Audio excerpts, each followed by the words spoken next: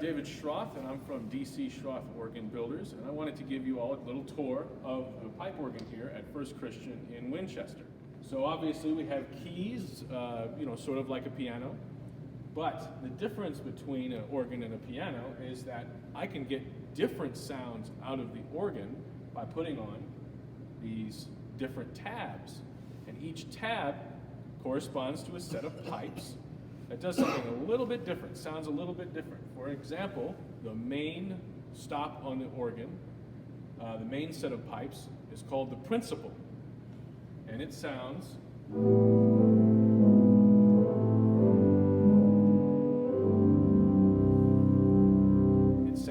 dark and woolly, and that is the kind of thing that you would use to accompany singing, in the congregation or a choir. It also has flutes. Well, it has several flutes, but this is the principal one. It has more of a hollow tone, and this would be used for more colorful music. Also, it has string sounding pipes. Also, it has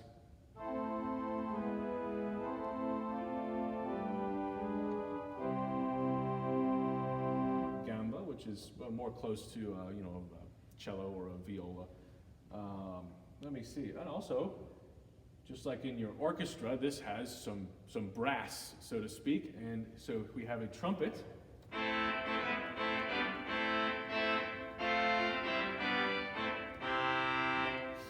All right. And the organist can use combinations of these to produce a number of different sounds from the organ. The organ also has pedals. The pedals, generally speaking, are the lower ranges and the lower registers of the organ. So you have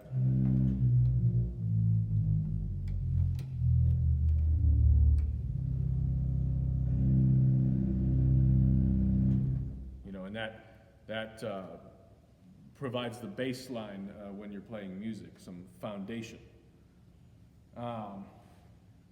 You may be wondering what some of these other buttons are. Well, because the organist has all these different stops, sort of a tonal palette, so to speak, to work with. When the organist is playing and directing the choir, these buttons can be used as an aid to register stops, like a memory, like a capture system. So the organist merely needs to press a button to recall stops that they have already set into the system. So it's just a help. And these buttons down here duplicate what these buttons up here do. Here, we also have the usual gas pedal, brake, and clutch. No, we have the crescendo, which actually is not set, but it would draw stops on gradually so that you can build up.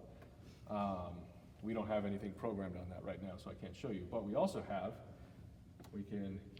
we have these expression pedals. These expression pedals, there's actually shades that open and close in the front of the organ so that the organ can get softer or louder. For example,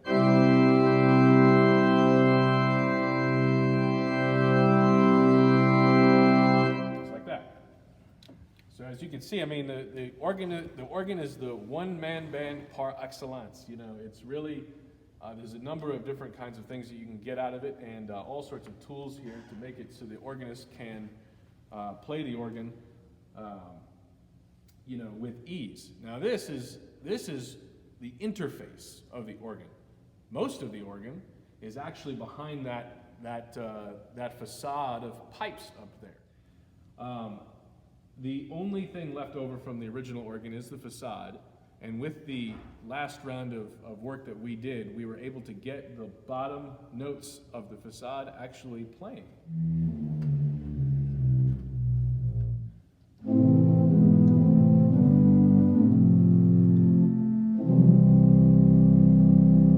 It's nice to hear always nice to hear pipes that have gone silent come into speaking again. We added pipes in behind the facade to provide the full complement of pipes for the pedal board, as there's only 17 in the facade that are now functioning.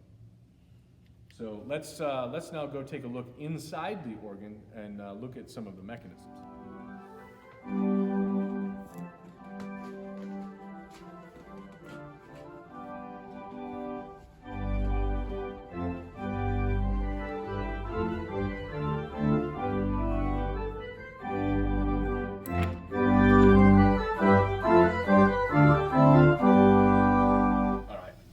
So, as you can see here, the organ in First Winchester is now run by a computer system.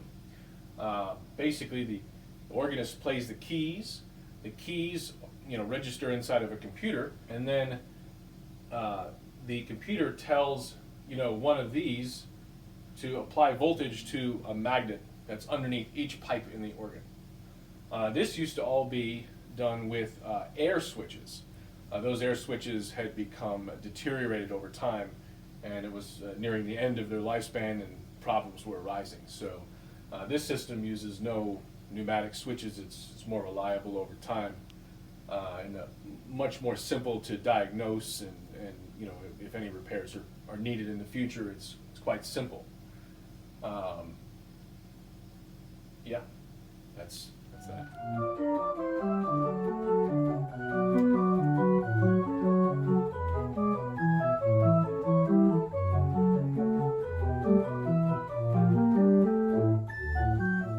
All right, so here we are in the actual pipe chamber in the organ.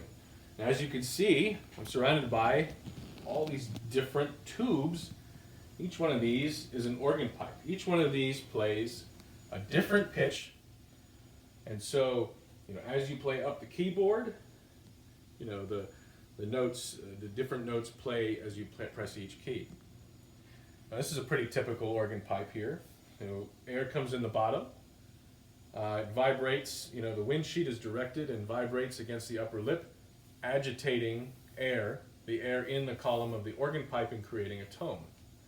The pipes look different because you can get pipes to sound differently depending on how they are constructed. So this one is skinny, right? Has this slot at the top.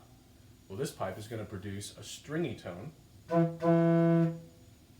right, versus a pipe like this that has just been tuned, that is short and fat, has this little tube at the top, and then you can see the mouth is really tall. So this is going to produce a more fundamental laden tone, or a fluty tone, like that. So the organ. And then you have these. These are the reeds. I'm going to have to retune this one, but that's okay. I think it's worth it to show people. This is what the trumpet looks like. This is a pretty thin trumpet. But as you can see, it actually has a reed right here where air is blown by, and then it vibrates against this brass thing called a shallot. And then this resonator picks up the tone that's generated there and amplifies it. And the body of the resonator is what makes it sound the particular kind of trumpet it's supposed to be.